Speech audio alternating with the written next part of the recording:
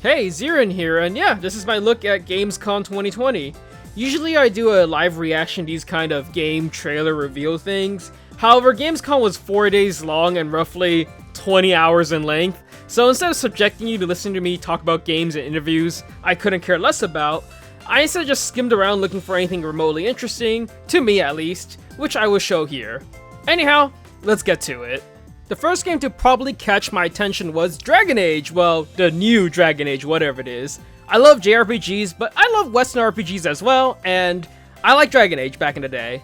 Now, this one didn't really show anything, there's a bunch of concept art, but hey, new Dragon Age, I'll play it when it comes out. Next up is Captain Tsubasa. Now, I'm not here to say, like, I'm super excited for Captain Tsubasa to come out. I'm just here to say I'm surprised that Captain Tsubasa is getting a new game in, what, 2020? Still, I bet it'll be a fine soccer anime, you know, superpower sports kind of game, and I do like those. Here's a game that needs no introduction from me. Fall Guys, and it's Season 2. Which means there's gonna be more stuff, more levels, and hey, I mean, I like Fall Guys. I don't talk about it much on the channel because it's not really, you know, related to anything I do, but I enjoy playing with friends. It's Mario Party, Battle Royale, I mean, you put the two together, match made in heaven. I already have it, so I'm going to enjoy playing more of it when this comes out. Speaking of games coming out in 2020, which I was absolutely shocked by, the Super Turrican Collection. What? Okay. Hey, it's a good game from, like, what, 1990s? Anyways, that's it, yeah. I was just shocked by it. The last game to catch my attention from the opening night was Ratchet Clank. Solid PS3, PS2, PS1 I think even, or just maybe just PS2, PS3 platformers. Here's the newest one for the newest generation. Cool. I don't know if I'll play it. I don't even have a PS5. I don't even know if I'm planning on getting a PS5, but hey, maybe. Maybe. It does look really good though. Like, you can see how the graphics of the newest generation is there. You see it have an impact. Although it's not as, you know, obviously as clear as, like, say, PS2 to PS3, but you can sort of see it still. The next game to catch my attention was Scarlet Nexus. Okay, I'm gonna be perfectly honest in saying that it looks like every other Bandai Namco God Eater kind of game, but hey, still, you know, it looks interesting. The monster designs look kind of cool, and I'm always a big fan of third-person action RPGs with very tight mechanical gameplay, and while I can't say if it's tight at all because I'm not playing it myself, it looks cool at the very least. And it has that going for it, so I'm interested. I might check it out when it comes out. Morbid and the Seven Acolytes looked a little promising as well. It seems like every other indie sort of hack and slash, slow, methodical way of gameplay, but I will say, even though it looks like there's like a lot of dodge, rolling, hit, and dodge, rolling, hit, seems kind of monotonous, it looks like it might have a kind of a cool story.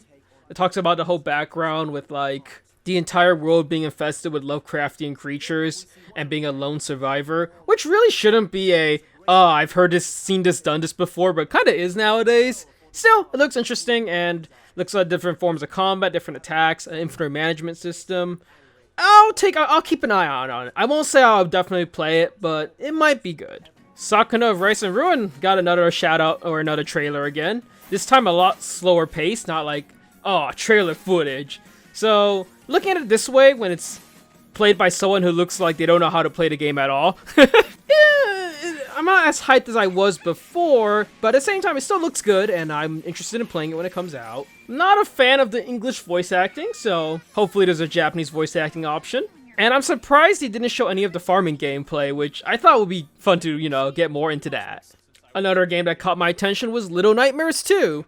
I won't say I've played the first Little Nightmares, but from what I can tell just by looking at this trailer, this is obviously some sort of Limbo-esque kind of horror game, you know. You play as a small child in some sort of fantastical world filled with big horrifying monsters who are after you, trying to kill you. Seems like an atmospheric survival horror walking kind of game where, like, the strength of the game is how morbidly creepy and fantastical everything is. I'm weak to horror games, but it does look good. Next up, we have Anno Michonnen. I don't know if I said that right, but it clearly has a very Japanese cyberpunk aesthetic, similar to Ghost in the Shell. I mean, look at all those Japanese words in the back. I don't think this is actually made by a Japanese developer, but they're clearly trying to, you know, use that idea. I will say, I'm a big sucker for that aesthetic, so I'm interested in the game.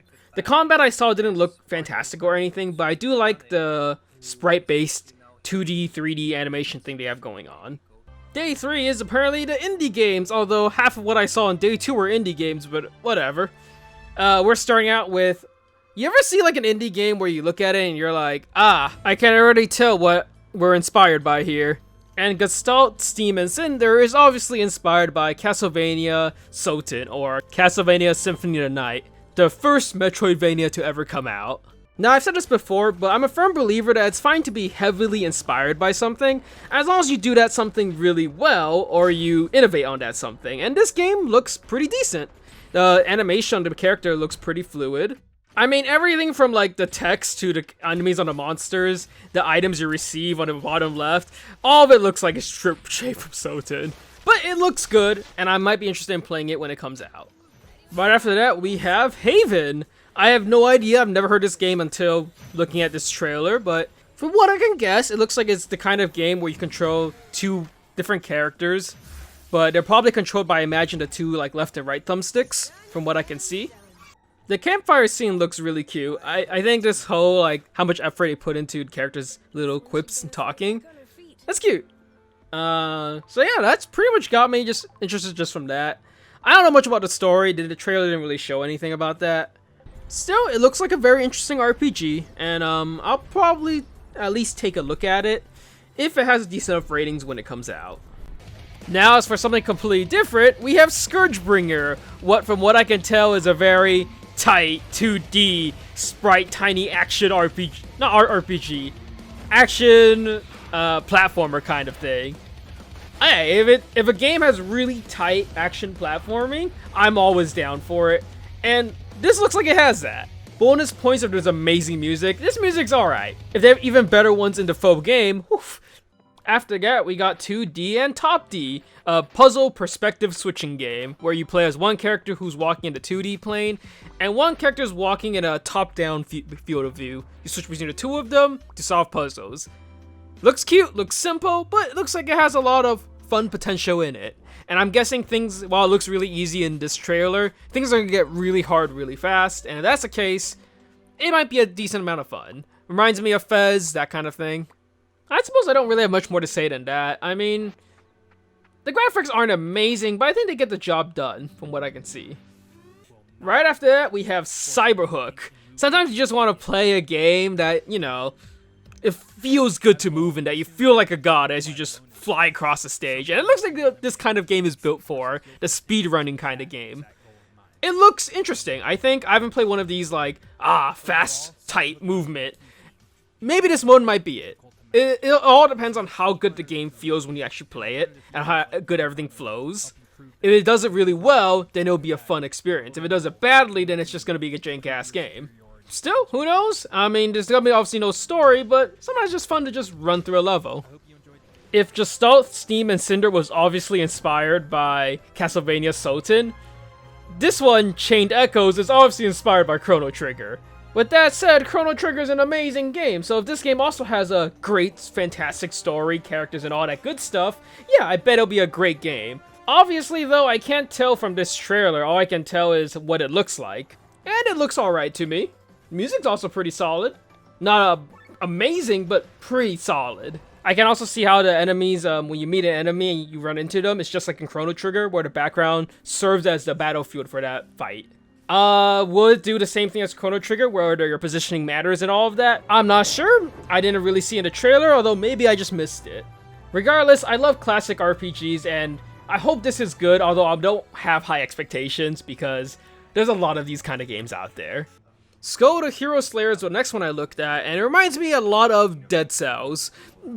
Bar none, it just reminds me of Dead Cells, just look at it. I am very impressed by how many different versions of Skado there seems to be. How many different, like, characters of you can upgrade and play different ways of playing Skado the Hero Slayer. So, that's the part that really caught my attention. Just like, oh wow, there's a mage version of him, there's a gun version of him, a knight version of him.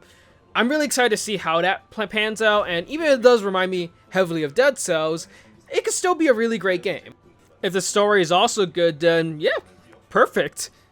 Finally, here's a game that probably everyone else wanted to cover it as well, not just like, oh, here's all the weird indie games I want to look at. Ghostrunner got announced again, and it looks like a third-person, action, high-octane kind of game. It's got wall running to make you feel like a cool cyber-futuristic samurai. I'm always down for that kind of thing. I loved Metal Gear Rising: Revengeance. The story seems relatively interesting as well. The whole, like, you're a rebel against an evil futuristic city. Not anything groundbreaking, but, you know, has room for interesting developments. And honestly, as long as the action is fast, smooth, and seamless, you can't really complain too much. That's why Doom Eternal is such a great game. And Ghostrunner, from what I'm looking at, seems to have that same cathartic action. Finally, the last game to bring Gamescom 2020 to a close is 8-Bit Adventures 2. If the previous games I mentioned was inspired by Chrono Trigger and Symphony of the Night, this was inspired by Final Fantasy Mystic Quest. You know, that RPG that Japan made because they thought Americans were a little unused to RPGs and wouldn't be able to play a classic JRPG, so they made Mystic Quest to ease Americans into the whole genre. Honestly, this game just looks like nostalgia baiting and doesn't look good to me at all. But who knows, maybe this game is actually going to be absolutely fantastic and make you really want to play it, you know? I'd be super happy if this game was actually amazing. We'll of course find that out when this game comes out for real though. Anyways, that was my look at Gamescom 2020, super condensed. I skipped on talking about a lot of the obvious games, you know, Borderlands 3 DLC, Destiny 2 DLC. They showed a World of Warcraft animated short that was like, what, 5 minutes long? Or 10 minutes long even. And I skipped out on a lot of it because I just frankly wasn't too interested in much of it. I'm a huge fan of all sorts of games, but I don't see too much point in talking about DLC for popular games already. So the only ones I mentioned was the Fall Guys one because I'm currently playing that right now. Don't get me wrong, it's cool that Borderlands 3 and Doom Eternal are both getting more content because they are absolutely fabulous games, but I don't feel the need to talk about them anymore. Still, there were some games that I'm looking forward to, and hopefully, when Tokyo Game Show comes out in September, that's when we'll see an absolute ton of games that I personally would be interested in. Anyhow, that's all I got for now. Like, subscribe, notification, and all buttons are there as always, and I'll see you in the next one. Till next time.